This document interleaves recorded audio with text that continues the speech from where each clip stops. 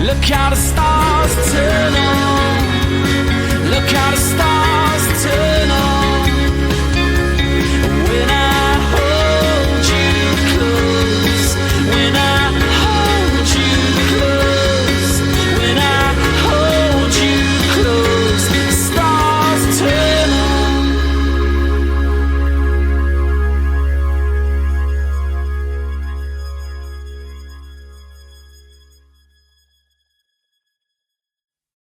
Hello and welcome to Season 4, Episode 34 of The Press Box, in association with the unit. So after a couple of weeks apart with separate interviews taking place with the Trust and John Temple in recent weeks, it's back to normal for myself and Jim this week as we discuss all the latest news from Oriel Park, the public meeting held by the Trust in the Town Hall last Friday, and look ahead to this Friday's season finale match against Drogheda at Weavers Park. Last week's chat with the new owner was actually our most downloaded episode ever, so obviously got quite the amount of traction. So we're going to be reflecting on what John Temple had to say and looking ahead to what comes next once the curtain comes down on this season. But before we go into that, we did have a couple of people contact us looking to clarify a few matters on what John Temple discussed, which we are definitely happy to do from their perspective. So I will leave that up to you, Jim. I know we've 2 or 3 people that were on to us.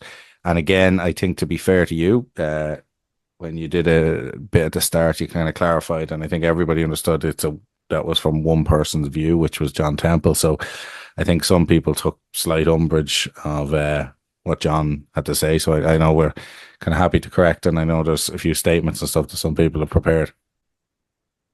Yeah, and like for what it's worth, thought about editing it, but didn't feel that would be maybe a true reflection of the piece if he did that. So again, we're probably not there to make John Temple look better or worse, if you know what I mean. So just let people listen to us and make their own minds up on it. There were, I suppose, as you mentioned, 3 individuals who contacted us for what's worth, and without belittling their cause. I know when I was writing about this in the paper, those pieces didn't actually make publication, so it was obviously wide ranging. But obviously, if someone says something about you and you don't agree with it, you're completely within your rights to defend yourselves, and that's why we're happy to do this, and probably at the start of the show too, give it a bit of prominence. So I suppose Daniel McDonald was someone who was mentioned in course of it. I believe you spoke to Dan, but Donald Green did actually pass on a screenshot of a message he had sent to John Temple on, I think, the 13th of September, looking to speak off the record about a piece was coming up. So that was just, I suppose, the only bit of clarity there, unless you've anything to add to that bit. Donald then, I suppose a lot of people Donald put this up on his Twitter a couple of days after the podcast, but I suppose just to be fair to Donald, whose name was mentioned last week, probably appropriate to read the piece out. So he said, I would like to take this opportunity to clarify several points regarding my recent proposed acquisition of an 80% shareholding in Dundalk FC. This is in response to comments made by the current club owner, John Temple, during his appearance on the Press Box podcast on 22nd of October 2024. Unfortunately, several of the claims made in the podcast were factually incorrect, and I feel it is important to set the record straight. Number 1, claim. Dennis Lucan's investment offer. John Temple stated that Dennis Lucan's came along and offered somewhere in the region of €200 million. This is inaccurate. Dennis Lucan's claimed to have access to €2 million to invest in the club. There was never any mention or suggestion of €200 million. Claim number 2, my offer was contingent on Lucan's involvement. It was claimed that my offer was tied to Dennis Lucan's and that we presented a package together. This is untrue. My offer was independent of Lucan's. I had secured an initial investment of €400,000 to inject into the club, and I extended Lucan's the option to join later if he could secure the funds he claimed to have access to. Claim number 3, denying each other's existence. John Temple stated that shortly afterwards, both Lucan's and Green denied each other's existence. This is a misrepresentation. Temple contradicted himself when he later admitted that I told him during our meeting that I did not know Lucan's well. It is logically inconsistent to claim I denied someone's existence while also acknowledging that I had limited knowledge of them. Claim number 4, lack of investment offers. Temple also stated that nobody has ever come and said we're going to put 100k into the club. In fact, I brought 2 prospective investors to the Bohemians game on 27th of September. One flew from Singapore and the other from Canada. We sponsored the match as a gesture of goodwill. Following the game on the 2nd of October, I contacted John Temple to express our continued interest in investing and requested updates on plans for 2025. Temple responded by indicating there was a lot of interest from other parties, and I interpreted this as a lack of interest in further engagement with us. Number 5, my offer and vision for Dundalk FC.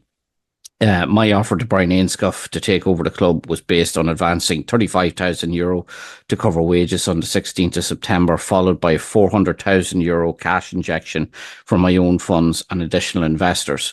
My vision was to create a tri-party alliance of strategic investors, the local business community and the fans, aiming to build a sustainable business model. Over time, we plan to reduce our shareholding, returning the club to the local community, while our group retained a minority interest and worked on developing commercial and sporting opportunities through our global network. Number 6, bid status. As of today, any bid to take over or invest in the club is no longer active. After listening to John Temple's recent interview, which included numerous inaccurate claims and misrepresentations, I no longer consider him a credible business partner. Moving forward, my efforts will be directed towards supporting fan-led fundraising initiatives to ensure the club is better prepared for any future financial crisis. I hope this clarifies my position and the facts surrounding my involvement with Dundalk FC. My commitment remains to the club and its future, and I will continue to support initiatives that promote the long-term stability and success of Dundalk FC. Sincerely, Donal Green. So then Dennis Lukens also reached out to me just asking for a clarification on the John Temple interview and the use of his name. So he said, number 1, I've never met or spoken to John Temple. 2, he referred to me as this guy Lukens. He said, my name is Dennis Lukens, past owner of 2 professional clubs in America and 1 club in the Ukraine. I hold a UEFA Pro license and a master's degree in physical education, and have coached and been involved in professional soccer for 34 years. Mr. Temple said the FAI warned him about me. It was a high-level executive from the LOI FAI that called me on Saturday night, September 14th at 11:31 p.m. to ask if I would be interested in buying and saving Dundalk FC from liquidation. I was told that the liquidation of Dundalk FC would happen on that Monday at 5 p.m. Why would the LOI FAI ask me to buy Dundalk FC and then warn Temple about me? Mr. Temple's statement makes no sense and is actually slandering my good name. After failing to get an LOI license with Irish CFC several years ago, I actually praised and complimented the LOI FAI for their work and efforts working with me. Number 4, after some brief discussions, I declined the offer to buy Dundalk FC because I wasn't in a position to be successful and didn't want to fail and disappoint the good people of Dundalk, who I know love their club, as well as the fact that I'm director of football for Limerick FC. The club was offered to me. All I had to do was say yes, but I never made an effort to buy the club. Number 5, Mr. Temple went on to say Dundalk FC doesn't need any more Americans. I find that discriminatory. I'm an Irish citizen, as my late Irish mother and grandparents immigrated to America from County Cork during the Troubles. I was told my grandfather's 2 businesses in Cork were burned to the ground. My ancestors can be traced to the 1700s in County Limerick. I live in Limerick County as an Irish citizen. My son attends school here in Ireland and is a Ukrainian and Irish citizen. Immediately after escaping the war in Ukraine with my Ukrainian family, we lived in Kilkenny. And that was the couple of clarifications, which again we're happy to do. As I say, I don't think we were taking sides, good, bad, or indifferent on it last week. People are obviously entitled to have their own opinions, but yeah, no issue with obviously clarifying that for the guys. You know, it has been an interesting podcast when the first 10 minutes of it is us on clarifications. But again, I agree, and I think it's fair that both sides have their say. And I think just kind of I thought it was interesting, the Temple interview. I think some things he said was fair, and I think, you know, kind of we are where we are, and again there's whether there has been some inaccuracies and different things, I completely get that, but I do think we're also now at a stage where this man is the man in charge, and we just have to kind of row in behind this now and see what happens. There is whether it was other investors or different things, I think myself, even yourself, and fans of this club, I'm sick of talking about previous owners. I'm sick of talking about uh, potential investors and stuff. And I think things like what's happened has happened. And I don't care either way, rightly or wrongly, about some things that have happened now at this stage. And I think as a club, as everybody together, we actually just need to move on, reel in together, and just see where we can go from there. What happens with John Temple and the ownership in the long term, I don't know. But at this stage, I think the tit for tat with different groups, people, past owners, all this, I think that has to stop. And I think we all need, for the greater future of Dundalk, if we all are fans, that we all need to actually get behind the club now and get behind John Temple for now and see where this goes, because there is good things happening. I'll be honest. I know some of the things that they're planning and stuff, and to be fair, that they're trying to move things forward financially. He has paid off, as he said, some debts and stuff that was owed, so from his own pocket.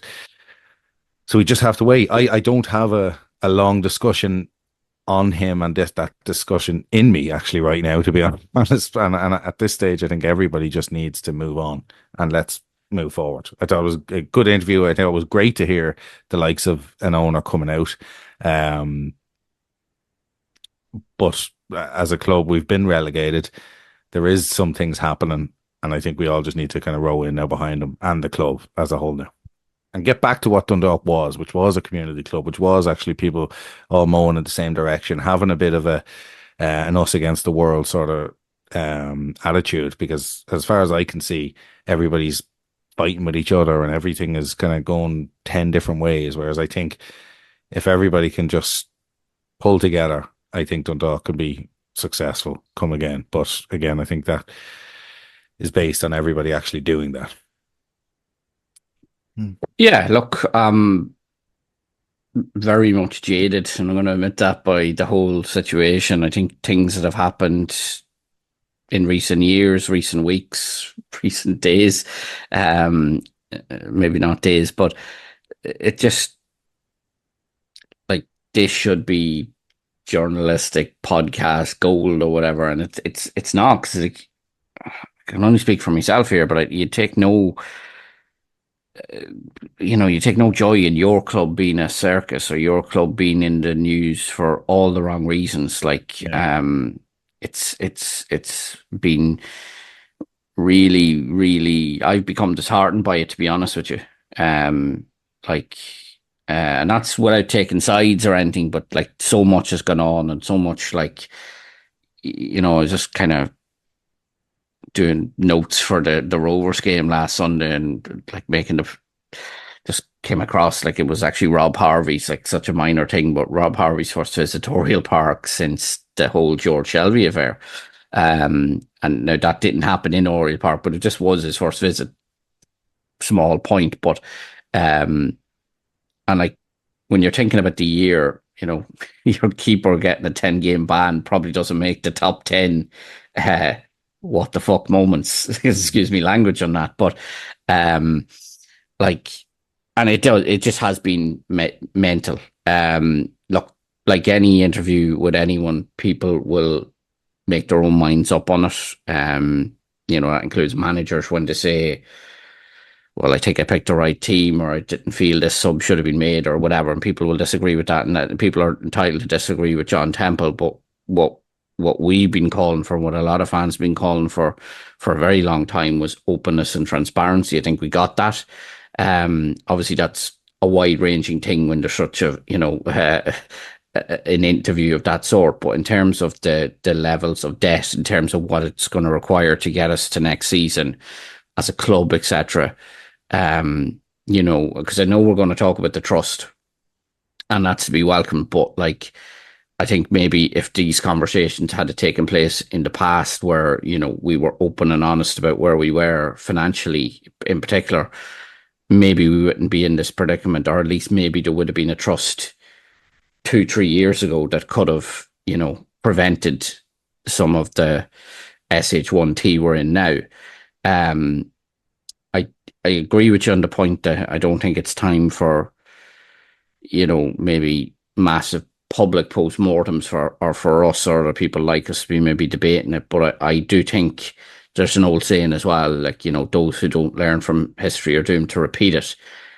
I think and I'm not saying there's anything necessarily untoward going on, but there has been questions asked about how the club got in this financial situation. I think people, and John mentioned last week, he's going to pass the books on to the Office of the Director of Corporate Enforcement. Let them investigate it and see what happened or what went wrong or what wasn't done or what should have been done or whatever, because we definitely would have thought as a club, say 2012, when we got through that mess, that we'd never go back there again, and we did, and we got complacent, and that's all of us, by the way. That's not just owners or staff or anything else. That's supporters, and we got complacent. So I think at some point, not now, because I think, look, when you're on life support, which the club still is, getting out of ICU has to be your number one goal, and that should be our goal as a club, community, fan base, whatever you want to call it. But I do think it's important to know where things went wrong as well, and ensuring it's a bit like, look, when you go to school now, you study Irish history, European history, and it's for those reasons, that there's been too many boom and bust cycles with Dundalk going back even long before I'm born. And you'd like to think, if we do survive this one, and that's still an if, unfortunately, that we'll, be the better for it. But I don't think public comment, like, I know people like Mike Tracy came out at the weekend. There's people giving their own versions of it right now in terms of what their perception of it is. And look, I think let experienced professionals do that, and if they can publish their findings down the line, because this is sort of, sadly, and I've described it, it's Celtic Tiger stuff, only with a football club, in terms of... I agree with you, and there is an element of that, and you want to look back, but it doesn't benefit anybody right now, in the sense. That's no, and that's what I'm saying. This isn't for the now, and that's what I'm saying, park it. But I do think it's important that we do learn exactly what happened or where we went. The books for 2023, and I would have had a version of them given to me by the former owner, not that long ago, but they had to be recalled and reworked because more debts came to light. From what John Temple told us last week, that's going to now be a 1.5 million deficit for the end of 2023. So they'll give a bit of clarity on the situation. And look, as much as I don't want to keep going back over it, but it's not a good position to be in, and how it got to that point does, like, we can't just bury our heads in the sand on this either, because right now, in the immediate, I agree with you 100%. It just needs to be, the full focus needs to be on ensuring there's a Dundalk FC there right now. But like, I go back to my other thing, you need to learn from your mistakes too, and there's no doubt mistakes were made. People will point the finger at all sorts of quarters, and there's probably all owners over the last decade, and all maybe senior staff over the last decade to some degree are accountable, and some, you can work out the percentages or whatever, and it's not about holding people up to, we're not talking about hangings in the square or anything here, but it's about learning what mistakes were made so that they're not repeated, because this wasn't just one person that went in here and made a hames of it. This was, multiple people, multiple ownership groups, multiple models, and it hasn't worked. So we need to see what didn't work, what we need to do. But you're right, and in terms of, and I have no crystal ball to see what's coming down the line in terms of the club. But when John Temple goes in there and in the space of 5 weeks opens the YDC, now it's not fully open, but you can ring up tomorrow and book a pitch. Even questions like why that wasn't done a year ago, 2 years ago, 3 years ago. That's a valid question. And it's maybe not a question for now, because I think like I say, we do need to get to the end of the season, but equally, I don't think the mistakes of the past should be brushed under the carpet. And it's not about, I say, we're not in this for recrimination purposes, but it's about learning from it so that it doesn't happen again. Yeah. And time will tell over these things. And I suppose we've probably a busy few weeks / months off the field more than on the field with only one game left. But before we do go on to other matters such as the trust and the game on Sunday, we're going to hear from our sponsors, the Unit. Today's episode is powered by the Unit, experts in building innovative products for the betting, iGaming and sports industries. They're the brains behind building innovative products tailored for those who love the game as much as we do. From software that powers up the betting world to platforms that enhance how we engage with our favourite sports, the Unit is leading the charge. The Unit, a winning team that reminds me of the Kenny era Dundalk in their consistency and results. Proud sponsors of the Press Box podcast. Learn more at theunit.dev. So, yeah, Friday, I suppose, was potentially a day we may look back on in years to come as a game changer for the club. The new Dundalk FC Supporters Trust opened for membership following its public meeting at the town hall. To start with, there are 3 membership contribution options: an input of €1,000 or greater up front, which works out at, you can pay this weekly at €19.23 or monthly at €83.33. There's also a €520 or greater option up front, which you can pay €10 weekly or €43.33 monthly. Or there's a €260 option or greater upfront, which can be paid for €5 weekly or €21.66 monthly. Regardless of anyone's contribution, there will be equal voting rights for all paid up members, and the hope is to establish a board of at least 9 members at a forthcoming meeting with the Trust's contribution debated, discussed and adopted on that night, which is to be determined now. I did watch back. I think it was Chris Clark filmed this. I only watched it back this morning, Tuesday morning. I was unfortunately away due to a prior engagement. I couldn't attend on Friday night, originally thinking it was going to be a non-game night. So, but you were at the meeting, I suppose, just to give it its due. What did you make of it on the night? I believe, and again, you were there. I believe the attendance was brilliant. Yeah, it was. It definitely. It showed a great rally call from fans, and I have to give credit to the guys. It was a professional setup, and I liked that, and I think that's probably what the club were potentially crying for. And I think there was a lot of hesitancy potentially with the trust through, a mix of, as you say, multiple trusts, a mix of maybe what is this and so many things. But it was a very good presentation.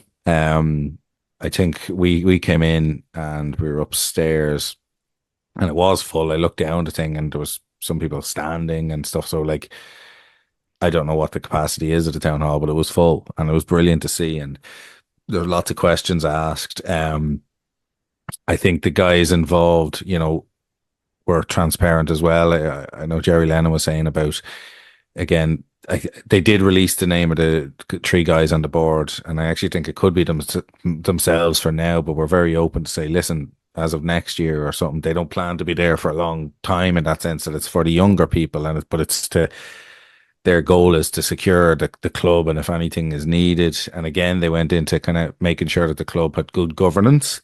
The 1903 was referenced, the actual club. The lads openly said about everything that, it was an open event. So the guy, whether it was Temple or the 1903, everybody was invited. Well, not invited personally, but nobody would have been told not to come. They would have been happy to collab with anybody. That the 1903 was a topic that kept coming up via questioning. I thought they handled it well. I thought a lot of the questions that were asked was probably slight fan frustration with regards ownership, who owns this. And I think the lads, it wasn't a night for that. That's not what they were doing. They were there to reference the trust and what it was. again, it was very professional. They had the bank account, even afterwards, the social links, they sign up with Stripe, they have their own website. The whole setup was brilliant. I have to say, it was one of the better things I've been at. To give it some thing that would be a concern of mine. All the options were brilliant. Again, it broke it down to, as you say, the cent per week and all that. So if I'm paying £5 or €5 a week, or give my £1,000, you know, I think getting the same thing for that, I don't know how many people would try go for other things. I thought there could have been an explanation nearly of what you get for each option. And it kind of does, I'd say they got a lot of signups. They said they already had businesses and stuff involved, but I think there's a long term. I think when I was discussing it afterwards with a lot of people, the signups, whether it was the £5 or £10 a week or the £1,000, nobody kind of knew what you were getting with this. Whether it was in fairness, they did say it was nothing to do with you not getting any percentage of the club, or you're not doing anything like that. But I thought there could have been some explanation. I know somebody then asked about figures, said we're all here, we want to sign up. What do you envisage, as in what do we need really to kind of get that credibility, let's say, to go to the club, to get involved or do anything? And it was kind of a very vague answer, that they didn't say, well, we want a minimum 100 grand this year, or we want, I know that there was figures said about 500, but about how many sign-ups, how many things, just a general projection really for year one and stuff. And I know they're just trying to build momentum, so this isn't a hammering in any way, but I just thought they could have, said we'd love 100 grand, and we'd expect 500 people to join on the fiver, 400 on this, and see that. And I think maybe some tangible numbers. And somebody also referenced, is there anything tangible that they were thinking about? And I think they didn't really have an answer for that, whether it be fixing the bar, putting a hospitality booth in, anything, doing the academy. Again, that's just something that they probably could turn around to guys like us that are potentially going to sign up now and say, do you know what, we're going to try get 100 grand. We've got a guy in that's going to do up the bar and Oriel. And that's where the money will go for now. So I thought everything was positive, but I think I would have loved to see a bit more tangible stuff of what it would go to, and also what I would get if the difference of if I gave a £5 or a £10. And I know they were really good because they galvanized the troops so well, I have to say. Everybody was kind of pumping afterwards, but I think there is a difference even between giving a £5 or a £10 and £1,000. And I think people should just know maybe what that is, even though they're trying to say it, if you have it, give it. But well, I don't think it's anything greater than what you can afford and what you can willing to give. I don't think this isn't no, I get that. No, and they explain. I don't think it's like other schemes where maybe so. For example, I know the club are doing their own. I know it's not a membership thing, but John Temple did allude to it last week in our chat, where so they're doing, I think it's like a €500 thing, which will include your season ticket. I think he mentioned a bit of food, etc., your match program, and I know even there's plans for you'll get a hoodie. Basically, I don't know what it's going to be called, but to say it's the Dundalk FC 500 Club, for want of a better term, you'll have a hoodie with that on it. I don't think this is that, if that makes sense. It's kind of, it's not like a tiered thing where the more you put in, the more you get. Yeah, and I completely agree with you. And I suppose maybe if you ask my opinion, this is just what I think, that I think I would have liked to see. And it could have been two things. I don't know, and again, they probably don't want to spend money on hoodies and different things for people, because that takes away from the cost of what they're trying to do. So I absolutely get that. But I don't know. I just thought maybe some tangible ideas, and I don't know if there was a breakdown, even a certificate and stuff. Now, again, a lot of this would have been said, we're just trying to get people signed up, and in the first EGM that they have, I think they were going to discuss a lot more. So Yeah, and again, I'll give them so like even like what's project one, that's up to the members to decide. So Yeah. I presume 90% of people attending the other night were not members. Probably half of them will become members or more. And yeah, when that first AGM or inaugural meeting takes place, it will more will be discussed. yeah. So I know the constitution has to be, debated and adopted and all that. So it's at that point where, like, look, these guys ideally would want, if everyone paid, this isn't realistic, but if everyone paid $1,000 in up front and for ease of maths to get 100 members, well, all of a sudden you have a hell of a pot there straight away to just do something. That's probably more unrealistic. It doesn't mean, and what they're trying to do is probably be catering for the, different people can afford different things. And look, we are coming up to Christmas, and the Dundalk have jersey plans for next season. If we're in to see it, they have like their own 500 thing coming out. There'll be season tickets going on sale, other merch, etc. And that's just Dundalk related. So they're trying to cater for the fact that maybe not everyone can afford to drop $1,000 up front straight away. So, but the thing is, if I put in my €5 weekly, it's not that's not welcome. Of course it is, but it takes longer to build up that pot. Over time, it probably amounts to the same thing, but as ready to go cash, did ideally like that. I think, and listen, the trust are welcome to correct me on that. That's just my view of it. The one thing I had, and I agree with you, and again, I only was able to watch it back on YouTube, and unfortunately, I was away on Friday, and just not something I could go. I was at a gig, so I couldn't really change it. I don't think the band would have changed it for me, but the one question that I still have, and that wasn't asked, and look, if the lads, and this isn't to be negative, but this is to be realistic about where we're at. And before I say what I'm going to say, I'm fully on board for anyone or any group getting together to, better. There's like, if you come up with a list of 10 things you could do in Oriel Park, you could probably, 10 would be easy to do because there's that many things you could do, from basic toilet upgrades to, as you mentioned, the bar, to stands, to getting the rest of the YDC open, etc. But and I'm all for that, and I wish them well in it. But the one thing that sort of, I don't know, concerns me is the word, but the one question I'd have that I didn't hear asked is, so on the presentation the other night, the trust said that no funds would go towards servicing existing debt. And they added that all trust funds can only be used for future expenditure and projects incurred after our first membership meeting and adoption of our constitution. Now, ordinarily, I would say that's all well and good, right?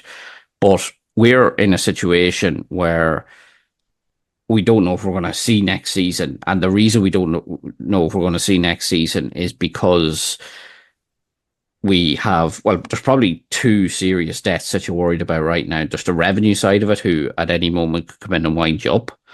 And then there's the, as John Temple alluded to next week, the sort of playing side of it, that, there is outstanding debts, as he mentioned, to say the likes of Stephen O'Donnell, Wilfred Zahibo, and Louis Ansley. There's other things, transfer fees, etc., owed that need to be sorted as well. And as well as, I think there's a feeling among the fan base that, we obviously played Drogheda on Friday. That's the end of the season. Grand, we got there. That's not where it stops. So the players' contracts run till the end of November. So there's another, we've played our last home game for the season, and yet the wages for the current squad are due till the end of next month, as it is at this stage. But as well as that, we also have 9 players contracted for next season who will be entitled to wages throughout December. Now, obviously, the amounts go down lower at that point. But what I mean is, there's a lot of debt there. There's a lot still to be paid. And maybe it's not up to the trust to pay it. But, hypothetically, if you raised $1 million tomorrow, which maybe won't happen. But listen, you never know. Maybe someone wins the Euro Millions and pumps $1 million in, right? And I say, right, there you go. I'm going to drop 2 brand new stands in Oriel. Wonderful, excellent. And we all want that. We all want an improved Oriel. Don't get me wrong. But what good is that if we're not in a position to say pay off the bills that are going to get a license for next year, or alternatively service revenue or come to an arrangement of revenue that ensures they don't wind us up? And that would be the only sort of question I have. I'm all for it. And I think the stance they're taking, again, if this is 5 years ago, 2 years ago, a year ago, I say, yeah, I have no problem with that. But I don't think we can bury our heads in the sand either and say, well, we're not servicing that debt, because that debt is ultimately what could kill us. Like, so when you're trying to save the club, rescue the club, whatever phraseology you want to use, I don't think that can be ignored. And I didn't hear that referenced. And that's not going in the recrimination route of how we got here or anything like that, but it's a reality. There's debt there. How we got there is irrelevant, but that debt, and as I say, it's almost loosely divided in two, because revenue could enforce you to be wound up, and the playing side could deny you a license. If one or both of them scuppers us, there's no Dundalk FC in 2025. So having a pot of 100 grand to do up the toilets or do up the bar, I don't see, like, listen, yeah, money's wonderful, but that would be one thing I just question, that can that be altered? I very much agree with it long term. I think long term we shouldn't be paying, or the trust shouldn't be paying the likes of revenue, or they shouldn't be paying fees owed to players or anything like that. I definitely agree with that long term. But we are where we are now. And if that isn't addressed by someone, and look, ultimately it's John Temple's baby now, but he may need support. Yeah. And to be fair to him, I think he is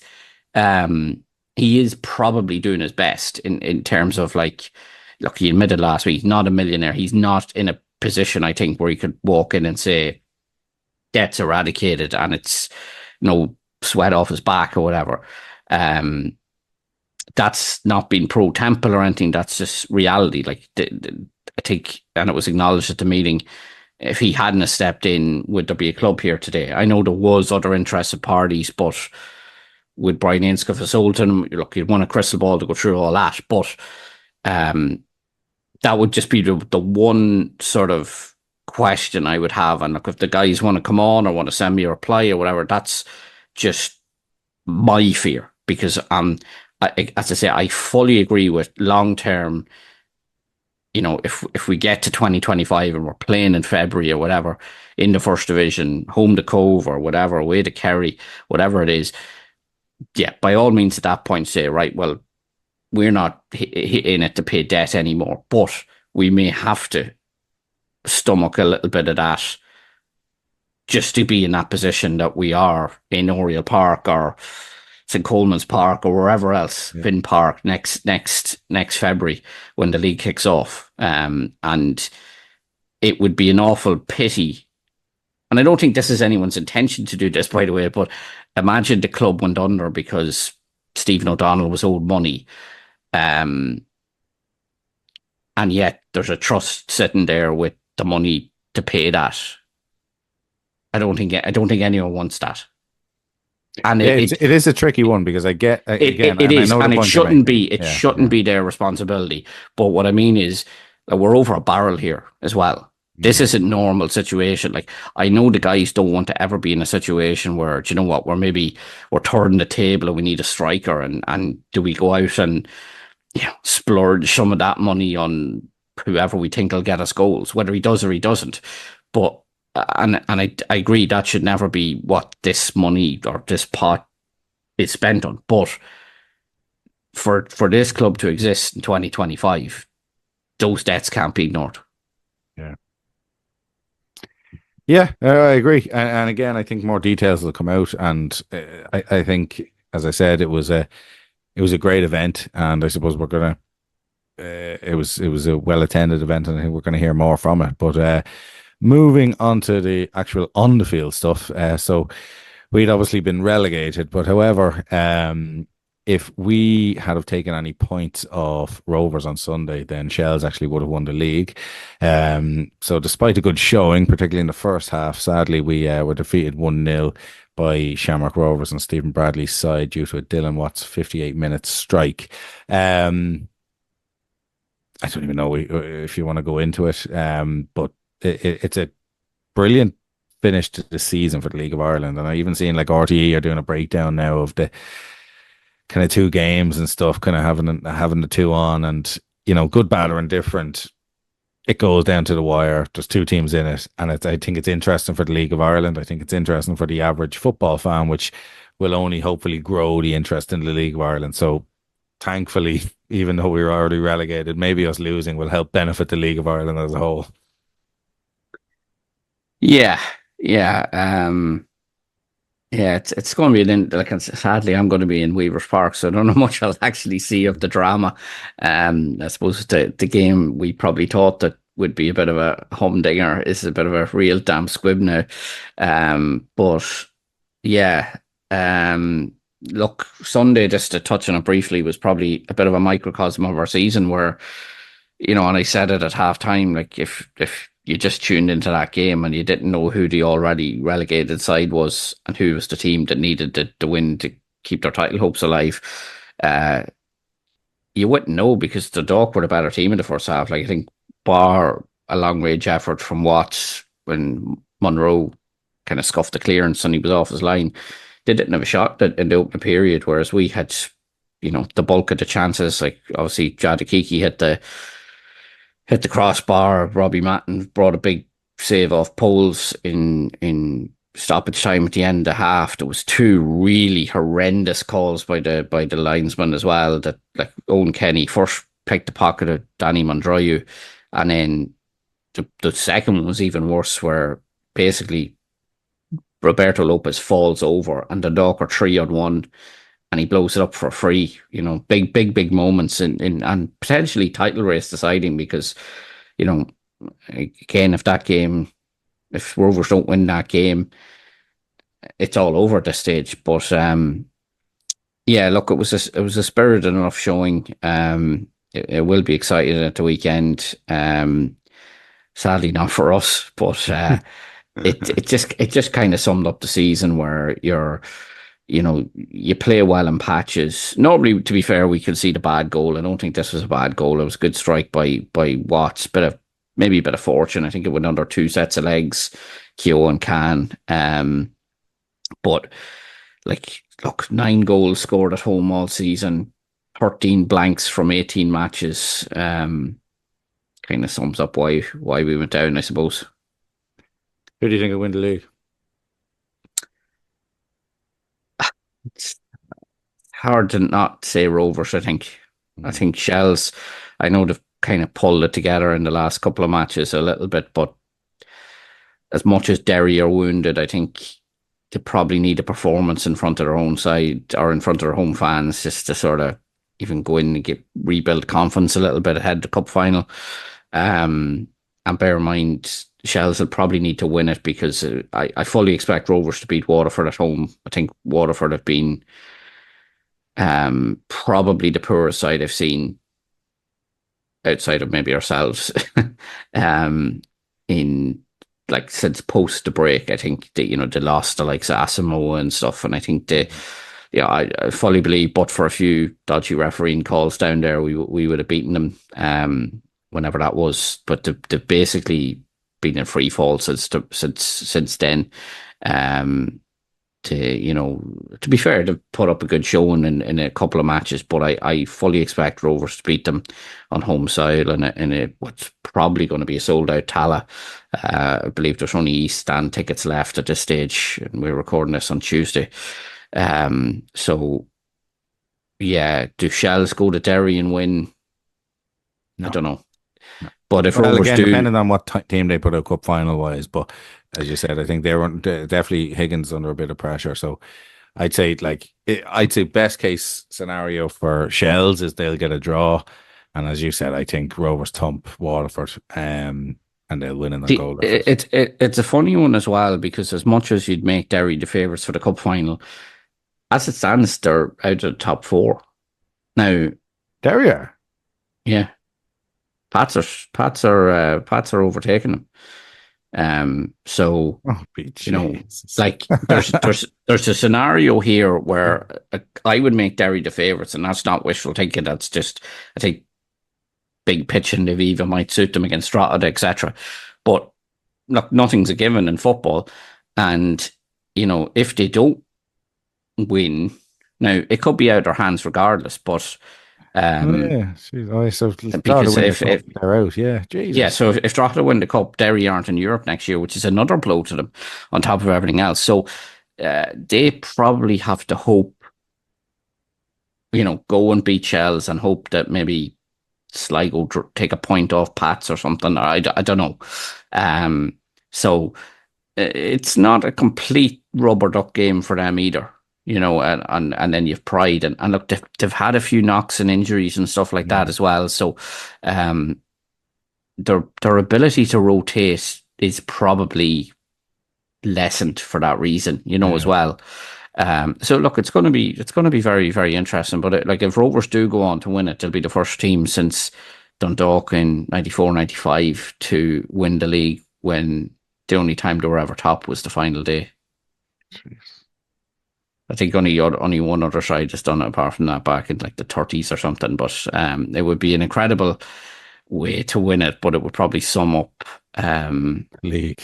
the league. And again, you look at the game on Sunday, and Rovers coming into it on the back of a really good win against Larne and stuff, and with the possible exception of that Sligo game back in March or something when we lost 5-0, like there hasn't been anyone who's massively like trashed us. Maybe the Derry game on Stephen O'Donnell's last, but particularly at Orient, there's been no one that you'd say, in the way that, and we shouldn't be talking about us, but like Dundalk used to steamroll teams at times, and just be a class apart. And in the way that you look at other leagues like under the Man City or you go through the leagues, Barcelona, Real Madrid, Bayern Munich, etc.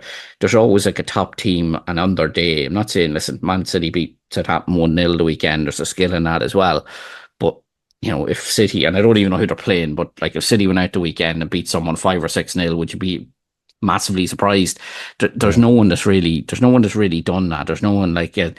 And that's maybe the hardest part about relegation, that you were, you probably weren't a whole lot of ingredients away from possibly being in the European hunt, to be fair. But yeah, it's been a weird season in terms of like the points total, like so. And even the Drogheda game now on Friday, as you said, it's an absolute dead duck. Like again, they forgetting even local pride, like they're not going to want to risk certain players as well, like, and again, maybe some of our lads want to go up, and there is that kind of local pride, and even if we do go and win, like it's just pure kind of dead duck. As I said, them boys are genuinely going to be trying. They've also got a game obviously next week and a cup final, you know what I mean, so they'll be playing. Oh no, it's the weekend after the 16th. But they still have 2 games, so they won't want to risk injuries against a team that's already relegated, no matter about local pride. So it is just an absolute, sadly, a dead duck just for both teams, actually, as it's such, as you said, all the potential in the world for like a fiery last kind of winner takes all sort of thing, but sadly it hasn't come to that. Yeah, and like it's going to be a weird one because I wouldn't, like, it's only 20 minutes up the road, but I'd say a lot of Dundalk fans might avoid it because, like John Daly said it himself, like he expects a bit of stick from the Drogheda fans. That might be the big thing that takes them out on the night. And look, it's part of the game, bit of slagging, etc. But there's maybe a sadistic side to it as well if you go to sign up and listen to that or watch that for 90 minutes. But look, it is the last game of the season. It is the last game in the Premier Division for at least 16 months. That's presuming you get back up February 2026. But Yeah, look, it's going to be weird, and it's hard to know again. But Drogheda, it's not like they've a massive squad either. And maybe to play the underage lads or whatever, but I don't like this isn't Rovers who can nearly play 2 11s, if you know what I mean. It's like I don't, like they can obviously give some players who like the likes of Gary Deegan hasn't played that much in sort of the last few months and people like that matches, but um equally did they want to go in on a bit of a high? They've lost a few, not again not trashed or anything, but did they want to go in on that bit of a high on the back of a win? They probably, I don't know where he's at, but the likes of Piero has been out in recent weeks. If he's anywhere ready, does he need to play some minutes to prove himself for the cup final? Things like that, because he's someone who could definitely cause, Derry problems sitting in the Aviva. But yeah, it's going to be a weird night. Obviously, John Daly's in charge for the last time. How many this Dundalk squad have we seen for the last time? Will there even be another Dundalk match of this iteration? We obviously hope there is. I know there's a couple of questions in about next season and management and budget and stuff like that, but we're probably the only club who can't fully look ahead yet, on the field because of off the field. Yeah, absolutely. Well, as you said, we did have a couple of questions, as always, brought to you by Malone Financial Services. And very quickly, it's two questions. Kevin Maguire said, who will be the next manager? And Rory Gilson says, is it likely that we will have a budget to go at coming straight back up? And also, give me 1 second, because we did actually get another question. I just got a notification on Twitter. Hugh McCardle said, some retention letters had been sent out by the club. Any word on whether those players have engaged positively with the club? I'll go from the bottom up there. I think, and look, again, spoke to John Mountney after the game. He obviously, I know he did a piece with Dan McDonald, which was in the Indo as well, with myself and Jerry Minogue. Spoke to him ourselves separate to that, and slightly different answers. But like the long and short of it being, like people are coming to the likes of him, like players, and John is one of those out of contract. I don't know if he's one of the ones that have been given a retention letter or, hope to keep him or whatever. But like no one knows, even the in contract players, what's happening, in terms of there's multiple sides to that, because as I say, until such a day we get our license sorted, you can't really prepare for next year, and that kind of scuppers everything. But there's the other side of that then where, and let's just take Darrell Horgan, for example, just as a player that is under contract. Does the new manager want them? Can the new look Dundalk afford them? They're all things to be weighed up. There's a potential, for even those in contract to maybe move on. I know one of our in contract players has interest from another League of Ireland club at the moment. So a lot to be weighed up, and look, I think the priority has to be, and I'm sure they are engaging with the FAI, how likely it is to get that license. But the big thing stopping the license, as John Temple alluded to last week, is that outstanding debt to those people. And we still have to facilitate the wages till the end of the season as well. We're hopeful that will happen. In the brief discussions, to go to Rory's question, I do believe there's a decent-ish sort of budget there that would make you competitive, and certainly could maybe attract a decent caliber of manager. But again, that's working out of projections for next year, which I'm not saying are wrong or inaccurate or anything like that. But the biggest hindrance to planning for next year is getting the license, which again is an issue. Regarding who the next manager will be, I believe there's a sort of short list of 5 that the club are looking to speak to, or maybe to have spoken to some of them already. Some of the names have been mentioned already. But like I say, I think the biggest priority right now is that we just have a club that there's a manager to come into. And will anyone will anyone sort of who's in work step away from something, and then to be told, no license, lads, sorry, you're not competing in 2025. So that needs to be sorted sooner rather than later as well. So look, it's certainly not going to be dull over the off season in Oriel anyway, as it rarely is. Yeah, some laugh, and it is mad. Like all these questions, like we're like it, and you're kind of like, who knows? Is the answer to everything? Yeah, like I've heard names mentioned that, like I've heard names mentioned that, like they've spoken to certain people, like they definitely have an interest in certain people. I think certain people have, like, it is an attractive job in some respects, but even from the incoming person's perspective, is it less attractive if we're minus 15 points or minus 10 points all of a sudden, or if how could you possibly say you want the job right now, and then there mightn't be a club to manage next year? Like, so it is difficult, like, and that's what I'm saying. These things need to be sorted sooner rather than later. It's not easy, Are we going into Scarp? Are we not? I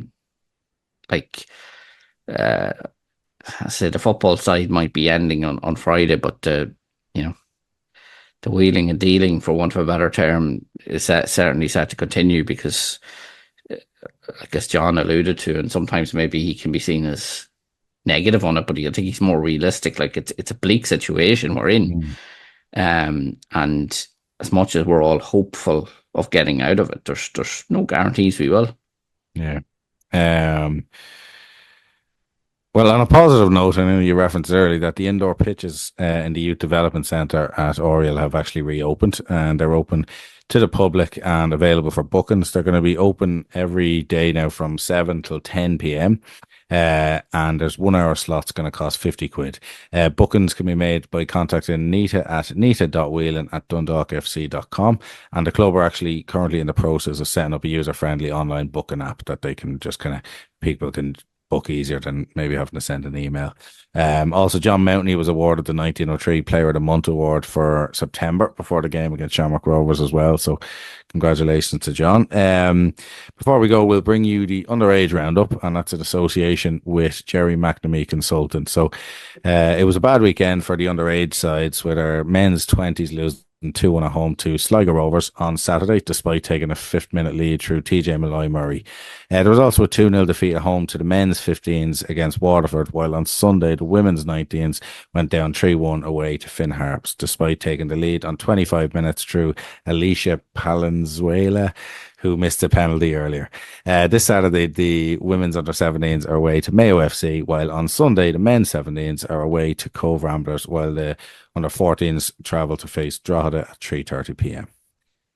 So I think we might have got it in under the hour. So again, we appreciate any more clarifications. Can I give a clarification? No more clarifications today. Clarification. That 7 o'clock that you mentioned on pitches, just because this could be relevant. That's 7 a.m. by the way, because you just said 7 to 10. So that could be relevant, because I believe there's a few schools and stuff renting it stuff out for the winter as well. So that could be relevant if anyone's listening. It's always good to throw in another clarification. Always good to throw in another clarification. Just to save us doing it next week. Again, we will leave us there, and we want to thank our main sponsors, the unit, as well as our associate sponsors, PlayerFit, Jerry McNamee Consultants, and Malone Financial Services. As always, we'll be putting this episode up on YouTube, and Mullins on the Castletown Road sponsor that. So don't forget to try subscribe to the Pressbox YouTube channel and like or comment on the videos, and get a bit more traction in that time. So we will chat to you next week, where it will be the last episode of the season for the Pressbox. Talk to you then. Look how the stars turn on. Look how the stars turn on. When I hold you close, when I